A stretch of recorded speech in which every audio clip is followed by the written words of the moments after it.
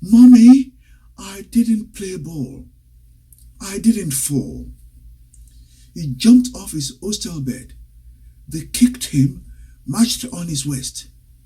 Other students ran off.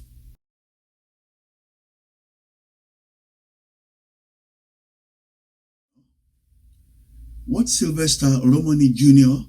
told his parents before he died.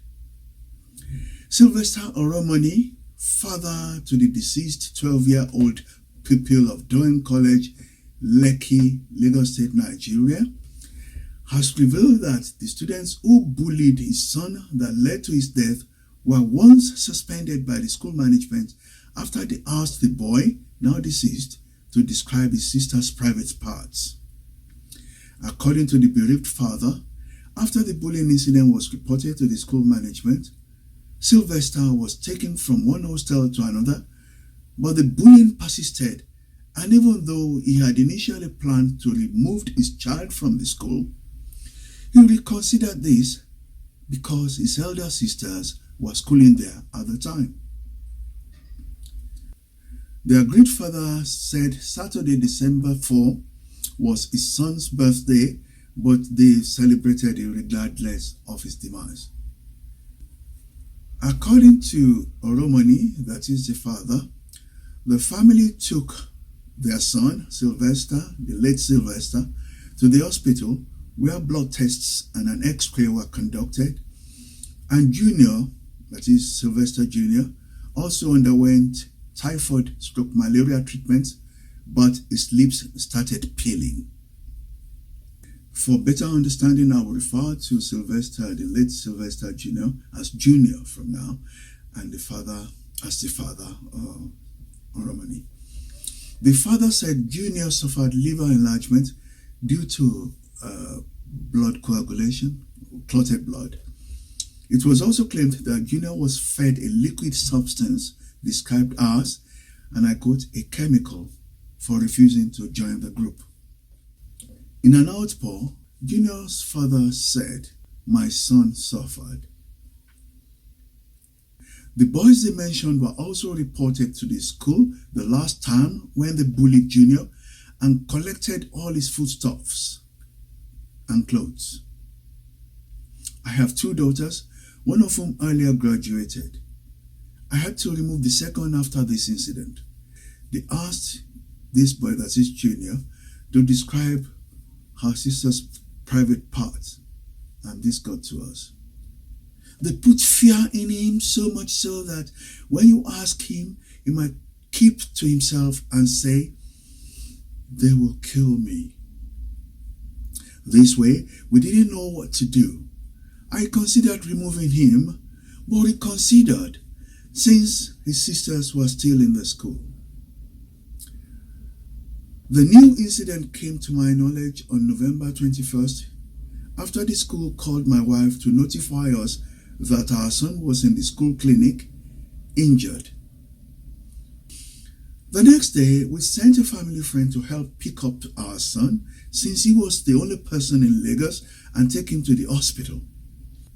When he got there, he panicked, pointing out that he doubts it's a football injury, as the school claimed. He said the boy couldn't stand because his waist was bent and swollen along with one side of his belly. His mouth was black. I asked, "Is this really a football injury?" He was taken to my house in Lagos but couldn't sleep at night. I asked my eldest to fly to Lagos on November 24, while I took a trip to Asaba, from where I'd also make for Lagos. On getting there, he screamed, "This is beyond football injury. Come to Lagos now," he told me over the phone. The bereaved father said Junior only managed to sleep 1 hour when sedated and wake up screaming in pain. It said it was on a Monday that Junior opened up. Oromoni, that is the father, said Junior, before his death, revealed he neither played ball nor tripped as claimed.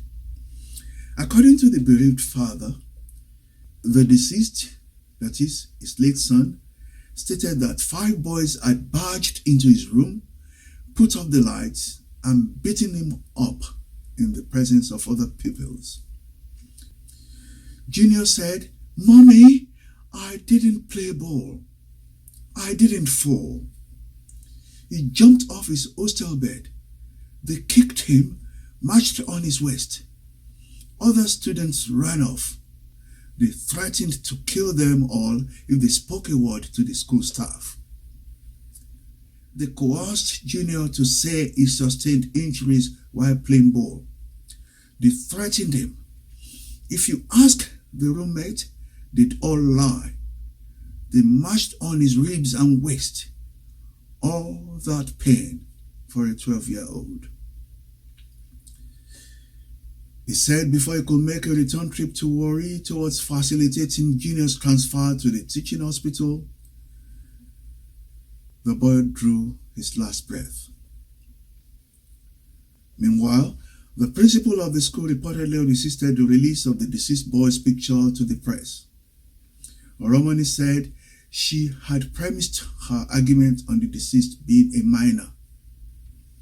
He also said he looks forward to an autopsy, arguing that Dowen should be more concerned about going after the boys Junior had named as his assailants before his death. The boy's father said they even released a press statement. Was the principal there when the boy played the said football game? Can they identify who he played with? Where was the housemaster when he was playing it? The woman, too, is confused. That is the head teacher, the principal. Clearly, she's trying to protect the school's image. But a mother of children wants to hide the truth. The family afterwards petitioned Akim Odumosu, the Lagos State Commissioner of Police. Another petition addressed to the Inspector General of Police, IGP, followed for a full-scale probe.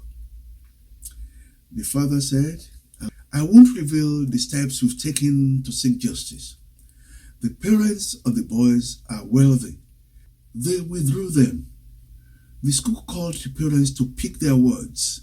Some of the parents are planning to fly the children out of the country.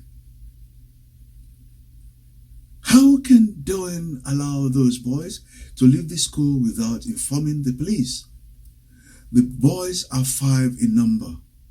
4 are in SS2, while 1 is in SS1. When the result comes, Nigerians will know the truth," says the father.